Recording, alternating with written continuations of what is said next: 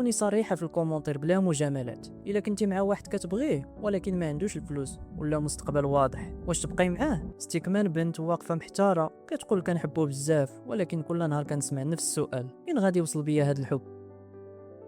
كتشوف صحاباتها تزوجوا استقروا ماديا وهي باقيه كتقارن حياتها وكتحس بشويه الضغط من العائله والمجتمع.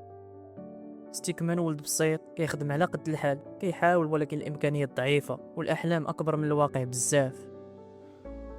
صوت العقل كيبان في بالها وقول واش الحب كيخلص الكرا؟ واش العاطفه كتخلص الماء والضوء؟ القلب كيقول صبري عليه راه طيب وكيحبك، والعقل كيقول المستقبل ما كيتبناش غير بالمشاعر.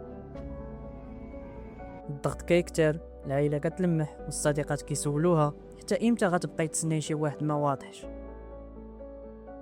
كتقرب تاخد القرار، كتفكر واش تختار الاستقرار المادي ولا تبقى معاه على امل يتبدل الحال، وفي الاخير بقات ساكته غير كتشوف الكاميرا وخلات السؤال معلق: الحب كافي ولا الفلوس ضروريه؟